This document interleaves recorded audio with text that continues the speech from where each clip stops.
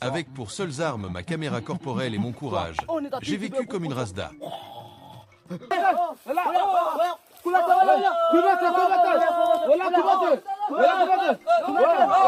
J'avoue que c'est une expérience sans pareille, si je puis dire, car chaque expérience est unique.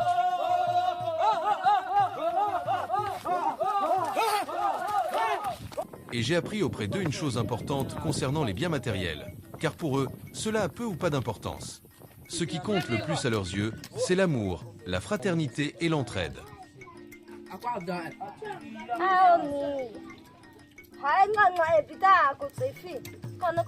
Voici la tribu Razda. Je m'appelle Desio et je vais vous montrer leur réalité.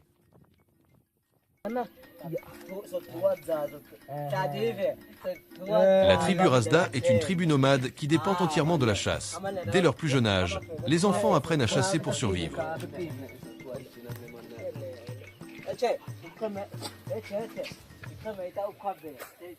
Généralement, ce sont les jeunes hommes qui se chargent de la chasse car ils sont responsables des femmes et des enfants.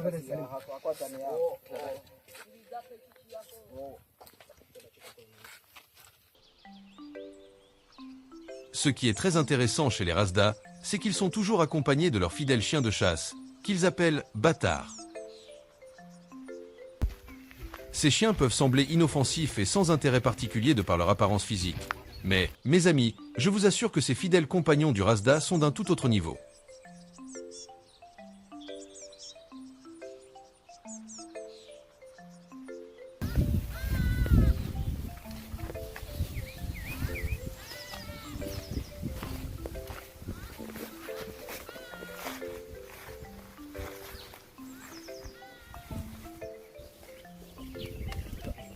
Les Razda chassent tout ce qui est à leur portée, des petites antilopes, des gazelles, des sangliers, des lièvres, des oiseaux, des lézards et parfois même de petits mammifères du désert.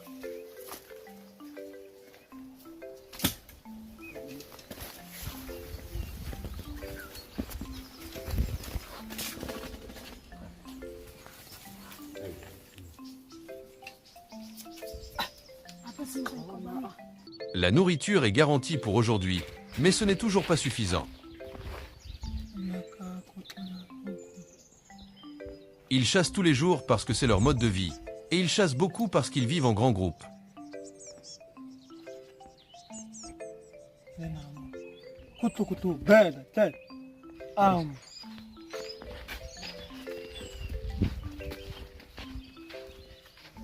Ils sont capables de suivre les empreintes au sol avec une précision incroyable.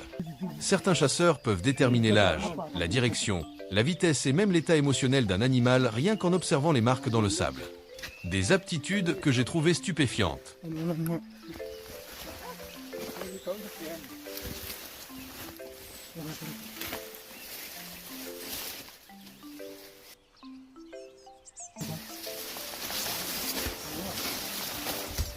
De nombreux anthropologues pensent que les Razda conservent l'un des modes de vie humains les plus proches de celui des premiers chasseurs-cueilleurs de l'humanité.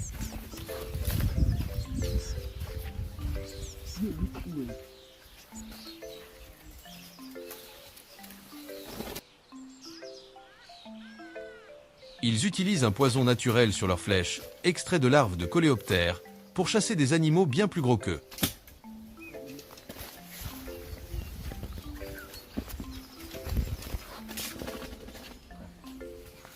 Traditionnellement, ils parvenaient à survivre pendant des jours entiers dans le désert en trouvant de l'eau cachée dans les racines, les plantes et même les œufs d'autruche enfouis dans le sable. Traditionnellement, ils parvenaient à survivre pendant des jours entiers dans le désert en trouvant de l'eau cachée dans les racines, les plantes et même les œufs d'autruche enfouis dans le sable.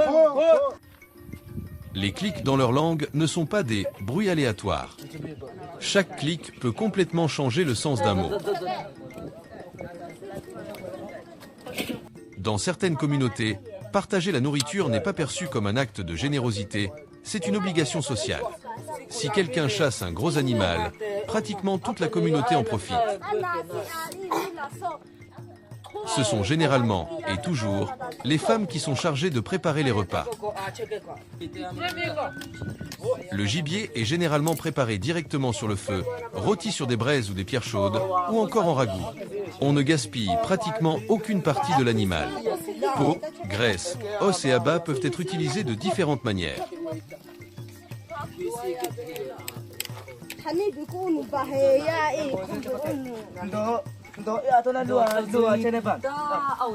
Ils cuisinent selon des méthodes très simples, sans ustensiles modernes, au feu, avec des pierres chaudes et des récipients naturels. Manger ensemble revêt une forte valeur sociale. Le partage de la nourriture est considéré comme essentiel à la survie de la communauté.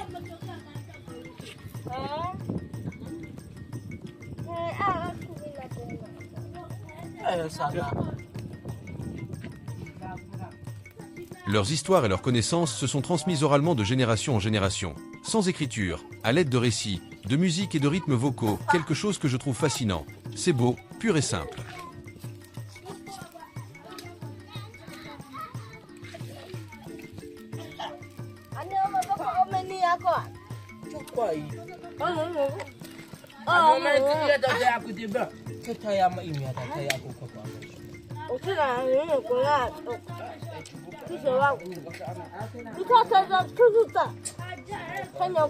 Longtemps considérés comme primitifs par les colonisateurs et les gouvernements, les Rasdas sont aujourd'hui reconnus par de nombreux scientifiques comme l'un des peuples les plus avancés au monde. Plus nous en apprenons sur eux, plus nous prenons conscience de tout ce que le monde moderne a encore à apprendre d'eux. Si cette vidéo vous a surpris, n'hésitez pas à la liker, à vous abonner à la chaîne et à commenter ce qui vous a le plus impressionné chez les Rasdas.